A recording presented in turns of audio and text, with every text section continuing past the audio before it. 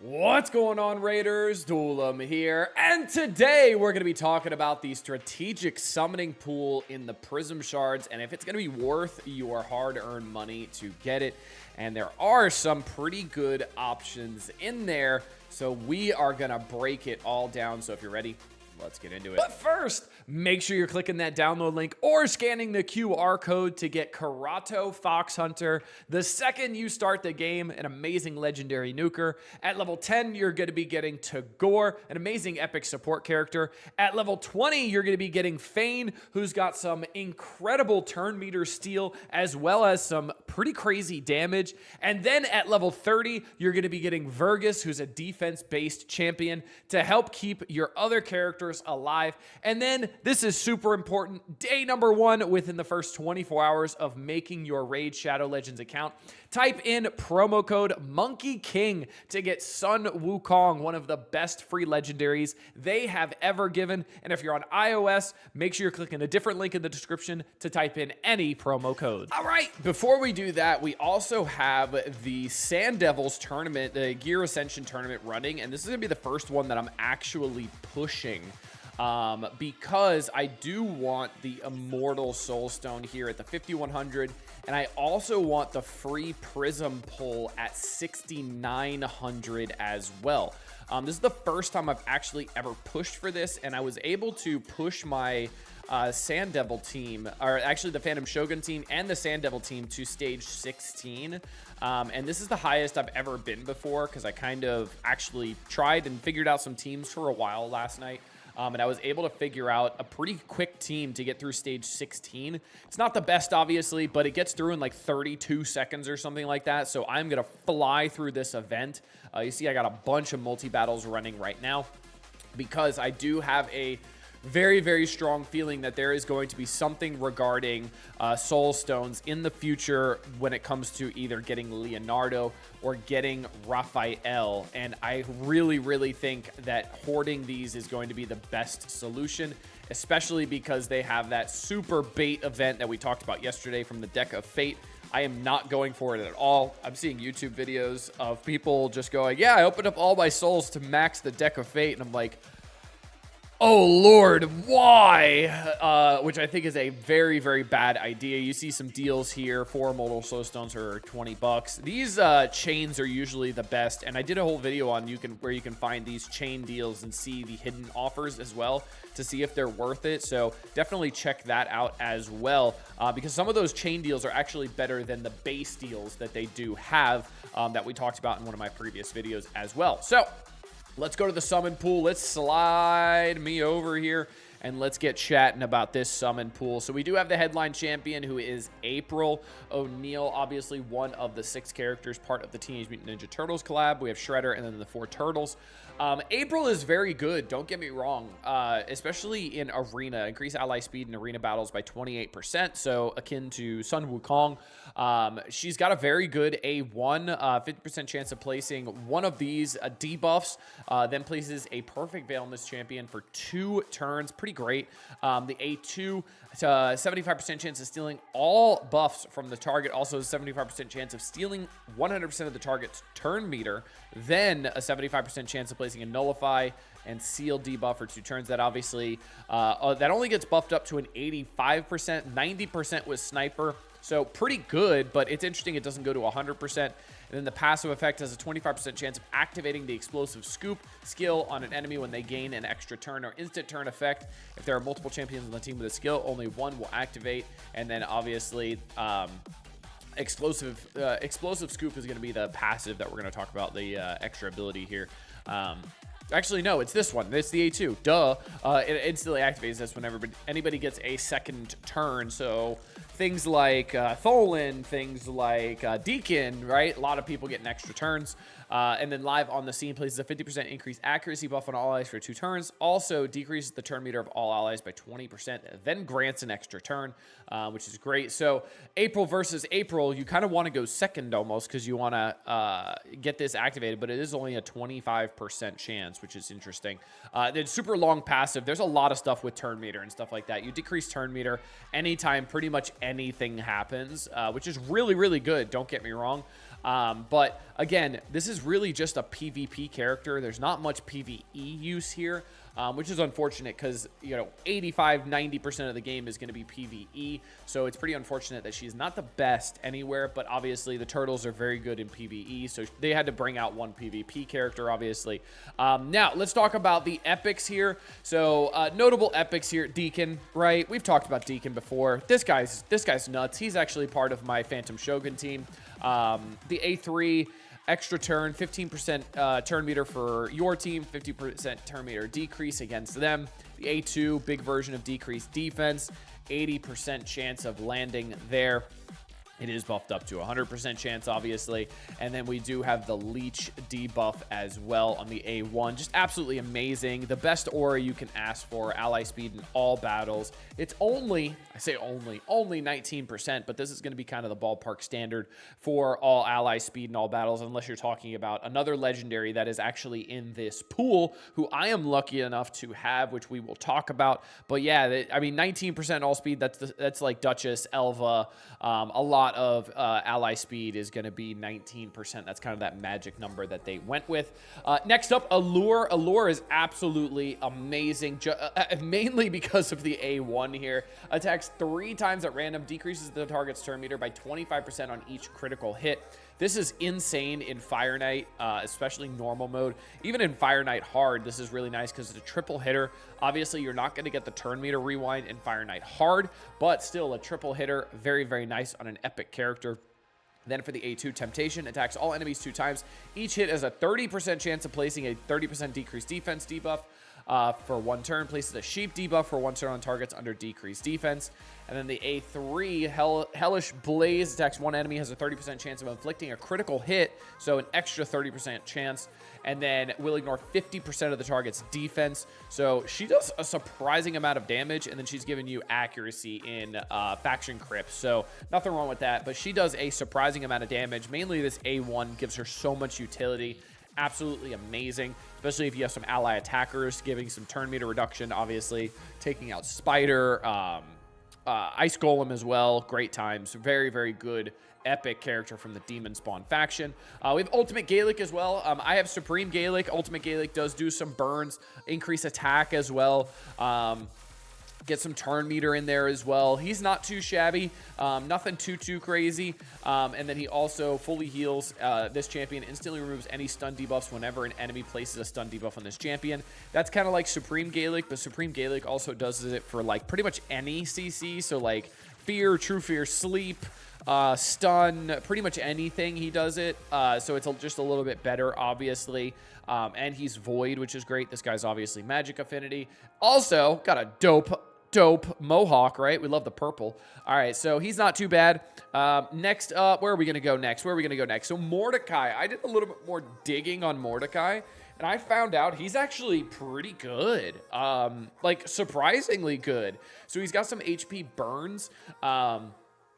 And he does get, he's got some turn meter reduction as well, which is always nice. Nothing wrong with that. And that was on the A1. The A2 is a 75% chance to decrease in the turn meter of all enemies by 15%. That is booked up to a 100% chance. So this is just like Deacon's A3, where it's a 15% gain and a 15% reduction. It is on a 3-turn cooldown, just like Deacon's, but without the extra turn that Deacon has after using that ability. So A3, Heavenly Flames, HP burn debuff on all enemies for 2 turns. Really good for Hydra. Really nice for Spider as well. Places a 50% increased attack buff on all allies for 3 turns. That's also really, really nice. Gets booked down to a 4-turn cooldown, so nothing wrong with that at all. And then the aura, increased accuracy in all battles by 40. So he's actually pretty good. I was talking a little bit of ish about him in the beginning, but he's pretty good, surprisingly enough. I did a little bit more digging on him, but that's the joy of Raid Shadow Legends. There's just a lot of characters, so sometimes you find some hidden gems, or sometimes you're just wrong. And I'm wrong a lot, my wife tells me. So, Aox the Rememberer. God, I'm going to get flack if she sees that. All right, moving on. Aox the Rememberer. He's actually really good. I just pulled him recently, and in my last shard opening video, I pulled him, and he's surprisingly good, actually. A1 poison debuff, nothing wrong with that. Hits twice, as well as a 10% chance. Gets booked up to a 30%, 35 with sniper, so not bad. Attacks one enemy, heals all allies by 10% of their max HP. Heals each ally by an extra 2.5% per debuff on the target, which is really nice. So if you got a lot of debuffs on the target, like a clan boss, Hydra head, spider, you're going for the big spider, whatever it is, this will heal a bunch more, especially if you have, you know, a bunch of debuffs. So that's really, really nice. We got the A3, White of the Aeons. Places a 50% decreased attack debuff on all enemies for 2 turns. Amazing decreased attack. We love that.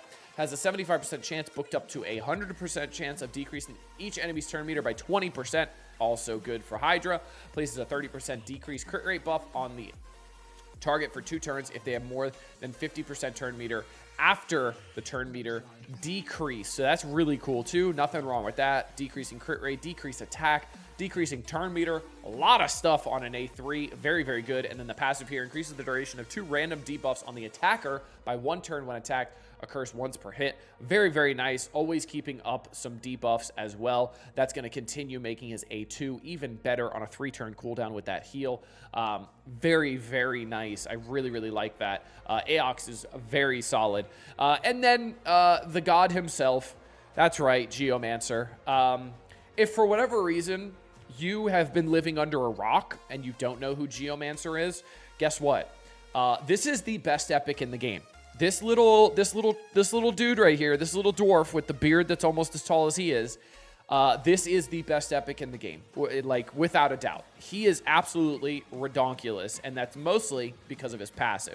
Decreases the damage of all allies received by 15% and deflects that damage onto each enemy under an HP burn debuff, which he's got burn on the A3. Placed by this champion. If there are multiple champions on this team with this skill, only one will activate. Whenever this champion is attacked, deflects 30% of the damage instead. When deflecting damage on each enemy hit, has a 30% chance of dealing additional damage equal to 3% of the target's max HP. This guy is the absolute boss killer incarnate. This guy is absolutely insane. If you could choose to pull him over pretty much any legendary, I would choose him, because the versatility of Geomancer is absolutely unmatched and just incredible. And all you have to do is build him in a bunch of defense, and I'm gonna sneeze. No, I'm not. All you have to do is build him in a bunch of defense, bunch of HP, bunch of survivability, and he just stands there and does so much reflexive damage, it'll make your head spin. It's absolutely amazing. Geomancer is just a god. He's insane. All right, so we do have a lot of characters that I was never familiar with in this legendary pool. So I'm going to talk about 3 that I know about and that I have seen around the arena, especially Esme the Dancer. Very, very strong. Increased ally speed in all battles by 19%. Once again, just like Deacon, very nice. The A1 attacks 1 enemy's, places a 50% increased attack buff on all allies for 1 turn. A little weird that it's 1 turn, but it is an A1, so I understand that. A2 Earth Dancer attacks all enemies, has a booked up 100% chance of placing a 25% weakened debuff and a block buffs debuff for 2 turns. Also decreases the turn meter of all allies by 20%. There's a companion champion called Moto of the Peel as well. And you'll actually steal 20% of the enemy's turn meter instead. So that's really, really nice. Now, the A3, Blessing of the Sands, places a 50% increased accuracy buff and a 30% increased speed buff on all allies for 2 turns, booked down to a 4-turn cooldown, which is not the best, but still. And then 100% booked up 100% chance of removing all buffs from all enemies. If Moto of the Peel is on the same team, you can actually steal all of those buffs, which is really, really nice. Passive Beguiling moves when hit, has a 15% chance of randomly changing the attacker's critical hits to weak, normal, or strong hits. Very interesting. If Moto the Peel is on the same team, the chance increases to 30%. Very, very interesting. Whenever this champion is hit, increases the turn meter of the ally with the highest attack by 50%. And this is kind of nuts. Like really, really nuts. This makes her so much better. Like outside of the kit, this is what makes her absolutely insane. So she's very good. I've seen her a lot in Arena. Next up, we're going to talk about Lysandra. That's right, I have Lysandra. I pulled her in one of my first Ancient Shard pulls ever during the buy one, get one free. I got a crap character, and then I got her. And then I found her, and then I saw her, and I was like, wow, she's kind of nuts. And she is. Her A1 transfers all debuffs in this champion to the target. Amazing in Dragon, amazing in Spider. Very good in a lot of places, actually. The A2 fully depletes the target's turn meter on a 4-turn cooldown, because I do have the cooldown booked already. It's normally a 5-turn cooldown. I have her fully booked because she's nuts. And then the A3, also insane. Places a 30% increased speed buff on allies, all allies for 2 turns. Fills the turn meter of all allies by 30%. Then the Ascended skill, you also decrease the turn meter of all enemies by 30%. So you are manipulating turn meter by 60% and then putting a increased speed buff on all allies for 2 turns for 30%. And then I also have lasting gifts on, so sometimes that's going to be 3 turns, and it's going to be on a 4-turn cooldown. Oh, this is actually on a 3-turn cooldown, and this is on a 4-turn cooldown because of the books don't show it here. But yeah, 4-turn cooldown, absolutely insane, and she's just very, very good. And then what makes her even better is the aura. Remember how we talked about 19% is kind of the ballpark standard? Guess what? 24% in all battles, every single dungeon, faction wars, every single place in the game. Absolutely amazing. I could not say enough good things about Lysandra. The other ones I don't know too much about. I have seen Mora gain a decent amount. She's got increased ally speed in all battles as well. I think she has decreased speed on the A1, which is very nice, at a 50% chance as well. So this is very, very helpful. We also have the A2 stealing buffs from a target enemy, placing True Fear, decrease accuracy as well. That's always nice. Decreasing the turn meter by 20%, fills the turn meter of all allies by 20%, and places a 30% increased speed buff on a 4-turn cooldown. Nothing wrong with that. And then the passive here at the start of each turn places a 100% heal reduction debuff for 2 turns on the enemy with the lowest HP. This debuff cannot be removed, transfer, spread, or have its duration increased or decreased by enemies or allies. And this is great for Spider because you don't want Spider healing. This is great for Fire Knight because you don't want Fire Knight healing, all that kind of stuff. So nothing wrong with that at all. She is also a pretty good honorable mention there. And then the other ones I just don't know that much about, other than Ustrid. This is one of the best legendaries in the game. This chick's nuts. This chick has everything you want. She's got a 50% chance for a sleep debuff, which is great in Phantom Shogun. The target is under decreased speed or weakened debuff by this champion, has a 75% chance of placing a sleep debuff, and that's booked up to 100% chance. The A2 has a 75% chance, booked up to 100% chance, placing a 30% decreased speed debuff and a 25% weakened debuff for 2 turns, booked down to a 3-turn cooldown. Also decreases the turn meter of all enemies by 15%. Then Blessed Dream Song places a 30% increased speed buff and a 50% increase attack buff on all allies for 3 turns. Also fills the turn meter of all allies by 15% and grants an extra turn. Absolutely nuts on a 4-turn cooldown. Technically a 3-turn cooldown because of the extra turn. And then you pop that A2, decrease turn meter even more after you're increasing your turn meter. And then the passive, whenever this champion or an ally has their turn meter increased, heal all allies based on their max HP. The percentage of the value is equal to half of the turn meter increase. So essentially, if you are filling by 15%, you're healing by 7.5%, which is really, really nice. So if you pair this with like a Lysandra, you pair this with a Geomancer who steals turn meter as well, he's going to heal.